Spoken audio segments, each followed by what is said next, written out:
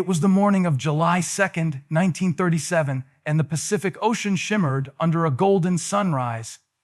Captain William H. Drake, a decorated World War I pilot with over 8,000 flight hours, prepared for what should have been a routine mapping mission for the U.S. Navy. His aircraft, a gleaming silver Lockheed Electra, stood on the tarmac at Howland Island, its twin engines humming with life. Crewmen recalled Drake's calm confidence that morning, his trademark leather flight jacket glinting in the sun as he smiled for a final photograph before takeoff. At 6:22 a.m., his radio crackled to life as he spoke his last recorded words from the runway. "Wind steady, skies clear. Let's see what the Pacific's hiding today." For the first few hours, everything was normal. Drake maintained consistent radio contact, reporting calm skies and clear visibility.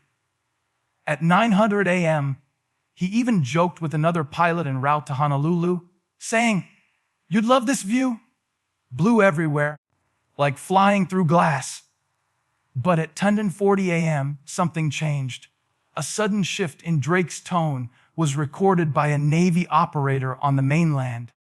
His transmission came through layered in static. "Something's not right up here." Then, complete silence. The next scheduled communication never came. No emergency beacon. No sauce. Just an eerie stillness on all radio frequencies, as if Drake and his aircraft had simply blinked out of existence. Within hours, the U.S. Navy launched a massive aerial search. Dozens of planes combed the Pacific, tracing the exact coordinates of Drake's last known signal. But the sky was empty, the sea unbroken. No debris, no oil slicks, no sign of wreckage. It was as though the Lockheed Electra had been erased from the sky. Newspapers across America called it the Pacific vanishing. Families of other pilots prayed it wasn't a new Bermuda Triangle forming over the ocean. And for years afterward, sailors and fishermen claimed to see a lone silver aircraft gliding silently above the water, never on radar, never responding to calls, disappearing into the clouds as quickly as it appeared. In the years that followed Captain Drake's disappearance, the Pacific became a graveyard of questions. The official search was called off after 3 weeks, but rumors never stopped. Old radio operators swore that, late at night, they would still pick up faint transmissions, numbers, coordinates, and sometimes a trembling male voice calling out, "This is Drake, position unknown." At first, these were dismissed as atmospheric echoes or hoaxes, but the strange part was that each time, the signal seemed to come from the same region, a stretch of ocean no one dared to fly over anymore. The Navy marked it on old charts as a restricted zone, though no one publicly explained why. Pilots began whispering about it in bars and hangars, calling it the silent corridor. Over the next few decades, bizarre reports trickled in from anyone who crossed that area. Pilots described compass needles spinning wildly, instruments malfunctioning, and time behaving strangely. Minutes stretching into hours, or clocks freezing altogether. Some claim to have seen an eerie white glow beneath the waves, like city lights flickering far below the surface.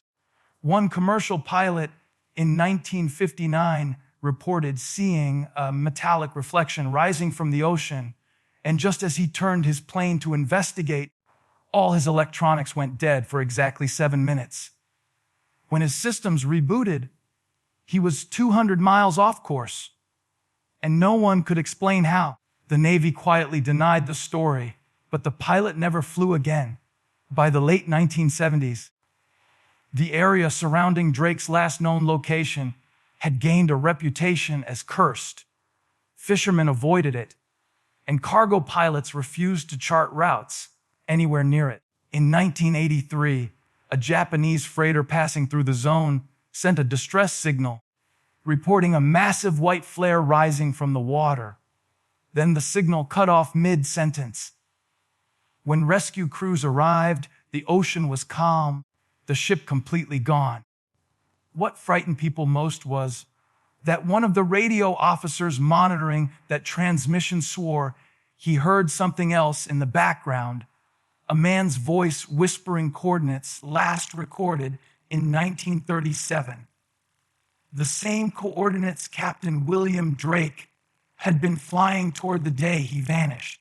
65 years after Captain Drake vanished, the mystery was all but forgotten until 2002, when a deep-sea exploration team searching for lost World War II wreckage stumbled upon something that defied explanation.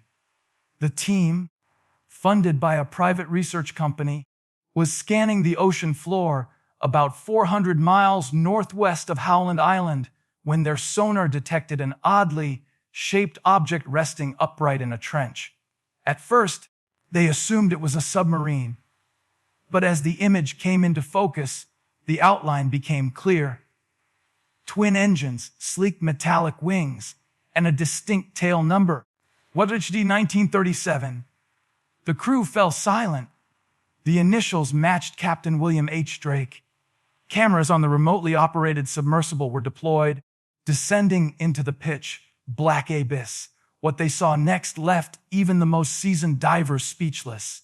There, resting on the ocean floor nearly 3,000 feet below, was a silver Lockheed Electra, perfectly preserved, almost untouched by time.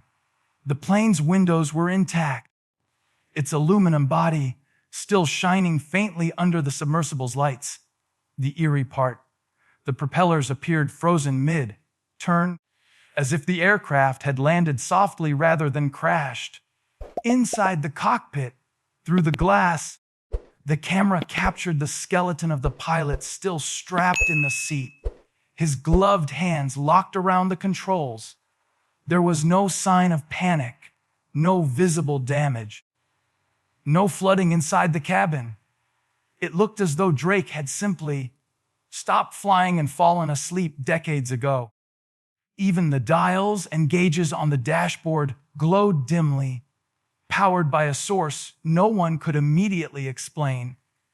When the submersible returned with the first footage, disbelief turned into obsession. The research team's leader, Dr. Alan Crow, described the condition of the wreck as impossible under natural law. No corrosion, no marine growth, not even a trace of salt damage. It was as if the plane had been protected inside an invisible bubble all those years. But what baffled the investigators most was a strange, low-frequency hum that surrounded the wreck, a vibration too rhythmic to be geological, too precise to be random. The deeper they listened, the clearer it became. It wasn't the ocean making the sound. It was coming from inside the aircraft. Something was still active down there, 65 years after Captain William H. Drake's last flight. When recovery divers finally entered the submerged aircraft, they began cataloging every detail with clinical precision. Most of the cockpit remained untouched. Every switch, every lever, every chart exactly as it would have been in 1937.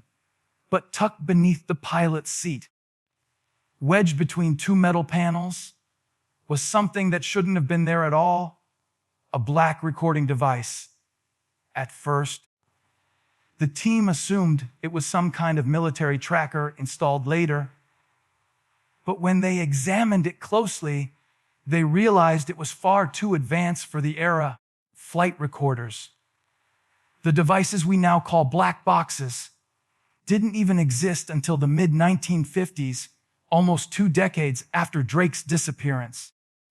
Yet this one was sealed in a casing made of a material that no one could immediately identify, and when they handled it, the divers reported a faint vibration, as though the device was still running. Once the black box was brought aboard the research vessel, Specialists began a careful extraction process. Against all odds, the internal circuits showed no corrosion, no damage. And most disturbingly, a faint power signature still pulsed from within. When the team finally managed to connect the recorder to modern equipment, they were stunned to find hours upon hours of audio data preserved in near perfect condition. The early segments were mostly static, bursts of old radio chatter, faint clicks, and atmospheric noise. But as they filtered through it, the voice of Captain Drake slowly emerged. His tone was calm at first, describing cloud formations, airspeed, and visibility. But around what seemed to be the final moments, his voice changed, sharp, confused, and edged with panic.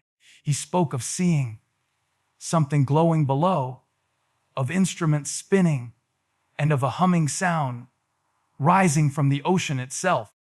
The final transmission was nothing short of chilling. Drake's voice, barely above a whisper, said, "I see lights below me. It's not land. It's moving." Moments later, there was a sharp metallic shriek, not like a crash, but more like the sound of metal bending under pressure, followed by total silence. Then, for exactly 11 seconds, the recorder emitted a rhythmic pulse, almost like a heartbeat. That same pattern was identical to the low hum the divers had detected when they found the plane underwater. It was as if the black box and the wreck itself were communicating, still linked, still alive somehow. When news of the recording reached the U.S. Navy, they immediately stepped in, seized the device, and classified all related data. To this day, no one knows what technology powered that recorder, or how it could have survived or functioned for 65 years at the bottom of the Pacific Ocean. After the black box was confiscated, the research team expected the investigation to end quietly, but that was far from what happened. Within days, a U.S. Navy vessel arrived at the recovery site under the guise of a routine oceanic security inspection. Armed officers boarded the research ship, collected all physical evidence, and ordered the crew to remain silent under federal non-disclosure agreements. The official statement later issued to the press claimed that the object discovered was an unidentified World War II reconnaissance plane. But leaked photographs told a different story. Images of Drake's Lockheed Electra, with its nameplate intact and the unmistakable serial number confirming its identity. One photo, however, circulated online before being deleted. It showed the cockpit window glowing faintly, even after the wreck had been brought to the surface. The light flickered rhythmically, the same way the black box's signal had. Behind the scenes, several crew members began to talk, anonymously but fearfully. One diver described a strange sensation when touching the aircraft's fuselage, as if it was vibrating with energy. Another claimed he heard faint radio static coming from inside the plane, even after all power had supposedly been cut. A week after the discovery, two divers who had been closest to the wreck vanished while on a private expedition near Fiji. Their dive logs, later recovered, contained cryptic entries, coordinates written repeatedly, matching the same area where Drake disappeared. One entry read, "The signal's back. It's calling again." That was the last anyone ever heard from them. The rest of the team either went silent or moved to undisclosed locations under government contracts. What little information escaped through leaks painted a terrifying picture. Experts who analyzed fragments of the black box audio reported that buried deep in the static was a low, harmonic frequency, one that matched no known sound made by man or machine. A retired engineer who briefly handled the device before it was seized, said the material casing wasn't metal at all, but something organic, like bone fused with steel. And the most chilling piece, a single image from the final moments of the recording, showing the reflection of something circular beneath Drake's plane. A massive, glowing ring, hundreds of feet wide, pulsating like a living thing. The Navy dismissed it as sonar distortion, but those who saw the real footage claimed it was no mirage. They said it moved, and that just before the signal ended, the shadow of that glowing ring rose upward, straight toward the plane. To this day, no one truly knows what Captain William H. Drake encountered in the skies over the Pacific that morning in 1937. The official reports call it spatial disorientation, but those who've seen the evidence, the preserved aircraft, the impossible black box, the recordings that defy logic, believe something far stranger happened. Maybe Drake didn't just crash. Maybe he crossed a boundary between worlds, a place where time and physics no longer follow the rules we understand. Every few years, satellite equipment still picks up faint radio interference from that same sector of the ocean. Short bursts of static followed by a man's voice, distorted but unmistakably human, repeating a single phrase. Holding steady, still flying. Whether it's an echo, a glitch, or something beyond science, no one can say for sure.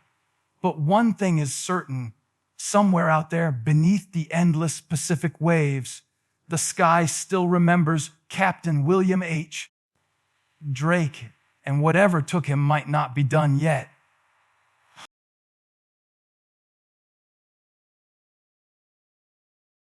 If you liked this video, don't forget to hit that like button, share it with your friends, and drop your thoughts in the comments below. Most importantly, subscribe and hit the bell icon so the next secret finds you first.